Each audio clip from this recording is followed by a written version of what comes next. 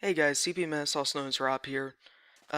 This video, the audio got pretty much destroyed when I recorded it live, so this is going to be completely separate from the video. Uh, I just wanted to talk a little bit about my problems with playing Minecraft as of late. With playing Minecraft, the reason why... The Knights of the Red Order have won the game. Instead of just stumbling and going to get right to it, I've been banned from playing Minecraft with my account that I actually play on a lot, and the reason why is kinda BS, and I think it's the last straw in what has been building up for a long time, as just I can't deal with it anymore, even though I love it so much. Firstly, as many of you will probably know, Rob and Nisabin are leaving Play Minecraft along with Dwarves vs. Zombies and Lords of Minecraft.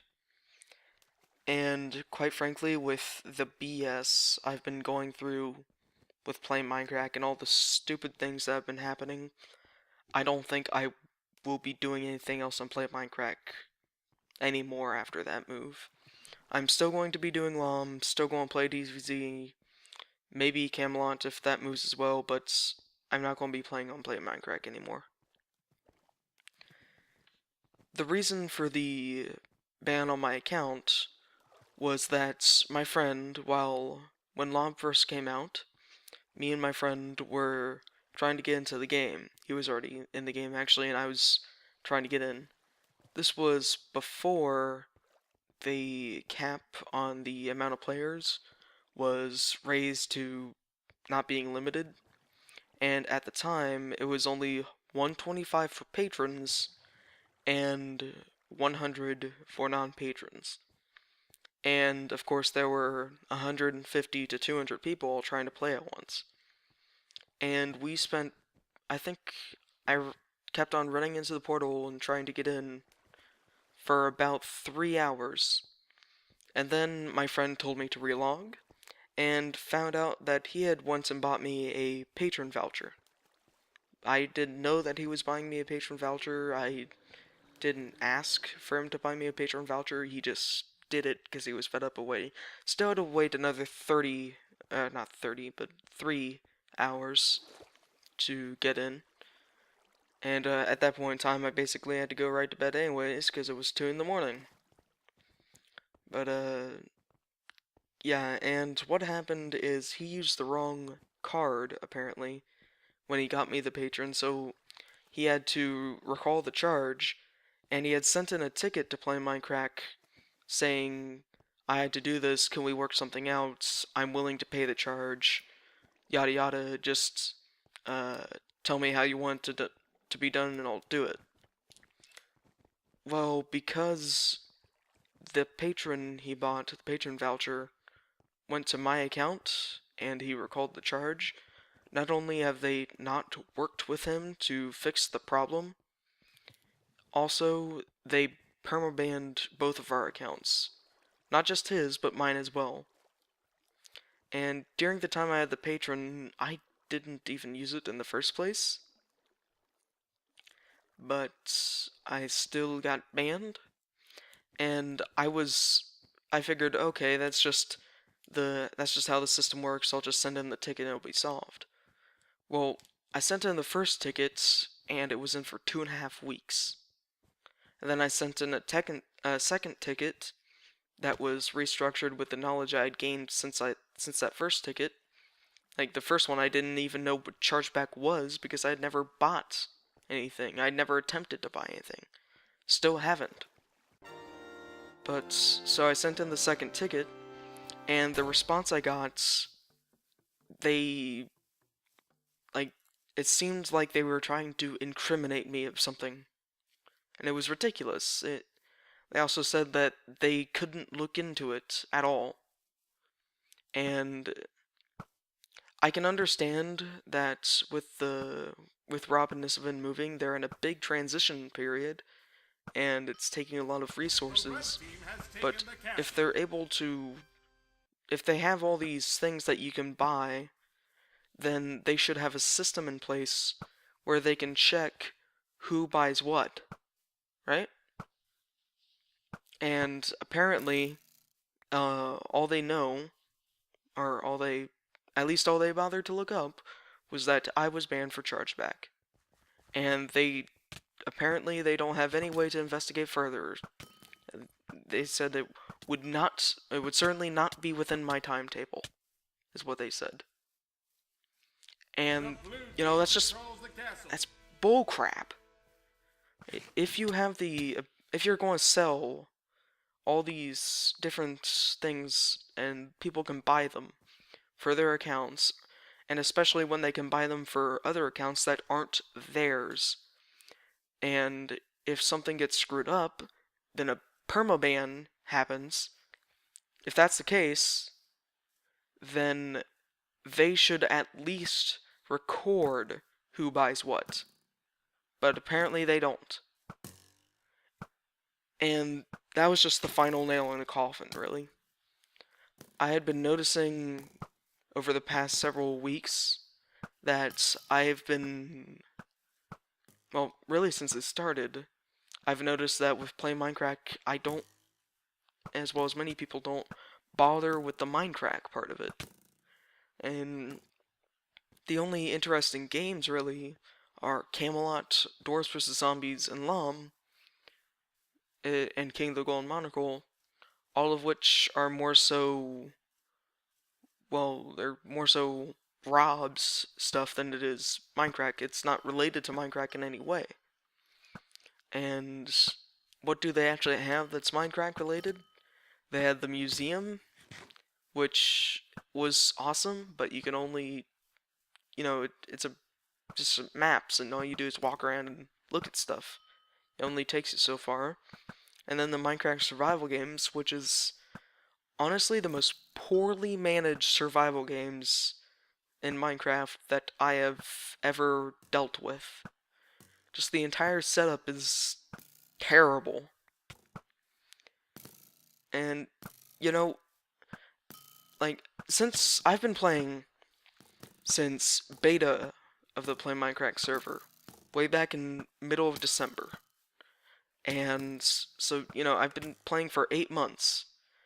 And with this chargeback thing, they didn't they didn't think that maybe this guy that's been playing for 8 months and has never been reported for anything and has been playing consistently and has been active on the Reddit, uh, they they just assume, oh, the system says it's chargeback, so let's just assume he's the bad guy. Then not only did I not have any say in the matter, but also my friend had sent in a ticket saying, hey, I had to do this, can we work it out real quick? And they haven't responded. And then they go to my ticket, in which I linked his ticket where he talked about how he wanted to work something out, and they seem to have completely ignored it. It's like they saw chargeback and just forgot about it. And really, it's just ridiculous is what it is. And so now I've gone from being kind of sad that Rob and Nisbin and Lom and Dwarves are leaving, and now I'm actually excited. Because I know that once they leave and they're on their own, they're working on their own, independent of Play Minecraft, I know that I don't have to deal with this bull crap anymore. I know that there won't be all this bull crap.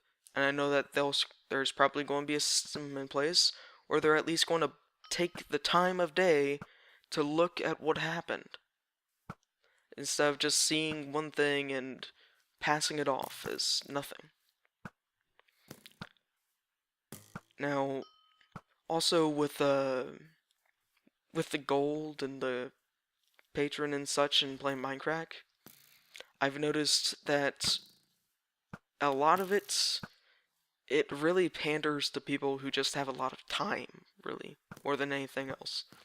Like, you look at people who have a lot of gold, people that can afford to buy all the DVC upgrades and stuff, and all they do is just sink time into the server. And that's not really a good thing to have. You have to consider that there are people that have school, there are people that work, there are people that don't have the time to play 5 games of DVC every single day. And yet the system it seems like it's based around that. And it offers advantages in almost every one of the games that you can spend gold to get upgrades and such. Now, with Camelot, it's mostly okay with the different classes and stuff. That's cool. The cosmetics, it's fine. Same thing with dwarves. The cosmetics and classes, though there's not really classes in dwarves, that's all fine. But then you get into stuff like the straight up damage boosts. Like, or the proc. You need to use gold to buy the proc in dwarves. And those are things that are essential to being good at the game. And it's not easy to save up enough gold to be able to do these unless you're playing for months. I mean, it probably takes an entire month's worth of gold for a person that doesn't have a lot of time in order to, for instance, get all the ranger upgrades to be on par and have a chance of being a ranger on the leaderboards. That's just, it's nearly impossible, really, to get all the upgrades unless you just have tons of time and you just throw it all at the game. Now, when you could buy gold, that was, like, they hated it because people were just buying the gold and then using them to get the upgrades, but most of the people that were buying that gold, they were the people that didn't have the time to sink into the game. And really, if you're going to be mad about, or if you're going to be disappointed about people buying the gold and sinking it up into upgrades, which give them advantage, then why do you give the advantage to people that play all the time? Why don't you make all that stuff, the cosmetics and the ability to be a hero and stuff like that, where you do need experience or it's not necessary? When you have a distinct advantage, it can't be, like, a distinct advantage can't be something that can be bought either with time or with gold. That shouldn't happen. That can easily break the game, and that can make newer players feel terrible because they're surviving 5 minutes in dwarves instead of these people that survive for 50 because they have wiggly wrenches and the lamps and all that crap. And it's just kind of ridiculous at that point. And Camelot is the same way with some of its stuff. It has all these different classes, which are awesome. They're expensive as heck, but they're still reasonable. But then you get into some upgrades, like the jump potion for the ranger classes. That's a big game changer that completely changes the way you play the game and gives your team an advantage. If all the rangers on your team have those jump potions and all the rangers on the other team doesn't, then your team has the distinct advantage. And again, that's not okay. And I don't know why they think it is okay, but it's not. And maybe it would be nice if they did something like in Dwarves with the mob upgrades. Maybe if they did that with Camelot to get the jump potion and stuff like that, maybe then that would be okay. Or just, give every ranger a jump potion. Make them limited for all I care, and then make you have to buy the one that's unlimited. Doesn't matter, just don't make a distinct advantage that can be bought with time and or money. So, that's most of what I wanted to talk about. Yeah, that's most of what I wanted to talk about. Also, some people are really excited for the plot server that's supposed to replace Lords of Minecraft, but I just want to remind everybody that, at least if it goes according to what they're saying right now, it's going to be pretty dang different. It's going to be a straight up plot server. There's not going to be roleplay. There's not going to be any of that. So, at least in my opinion, and this is another big reason why I'm just going to be probably done with playing Minecraft after the move, is that a straight up plot server is boring as hell. And, you know, it's nice to see people being creative in whatever way they want and stuff like that. But think about it, you're taking away the roleplay, and yet I can imagine that you're still going to have to be buying the plots and buying the blocks with in-game gold. And that gold is expensive, yeah. It's expensive with time or money, especially time. Very much, especially time. And so what you'll end up with is taking away the roleplay part. You'll just have people, like these people that have so much time and they just build up something nice, and then you'll have all these new people that don't have the time to sink into getting gold, and they'll have to deal with whatever they have. And in Lords of Minecraft, with the roleplay, that's fine, because not only are the different areas different prices, but the theme goes with that, and the roleplay goes with that. A person in the Pauper District, for instance, has a lot more limited options to what they can really do, because those are going to be the people that don't have as much gold. Meanwhile, people in, say, the Magic Quarter or Nature's Grove, those people have more time or more money to have more gold, and so they're going to be less limited. And you can see the Pauper District is fairly straight up, everybody's similar. They're all different, but they're fairly similar because they're very limited by the amount of blocks that they can use. And then you look at, say, the Magic Quarter, and you have anything from small houses to giant towers. And again, the roleplay fits with that because those are wizards. They have big towers and they're well off. Cloud District is a bunch of rich people, so that's why they have all these giant buildings and stuff. That's the people with more gold.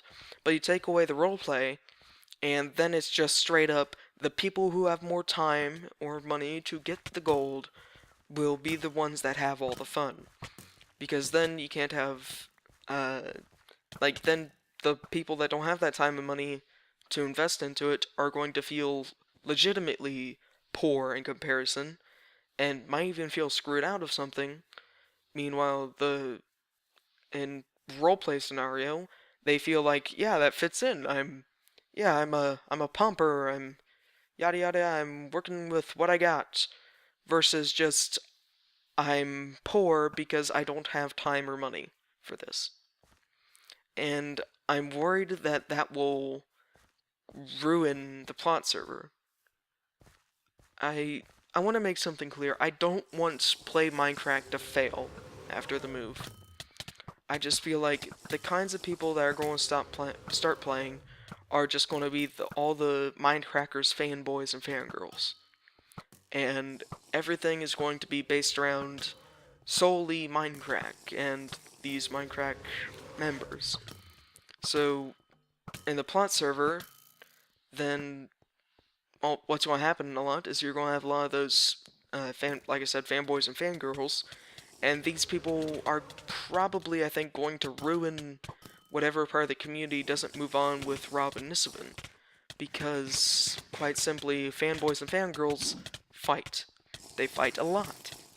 And though Play Minecraft still has a bit of fighting now, compared to what it is, compared to what it will be, but once all these fanboys and fangirls start playing, it'll ruin the community, really.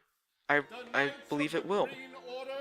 And maybe if the moderators really step up their game, if the support team really step up their game, then those kinds of people can be filtered out really quickly and a nice community will be set up.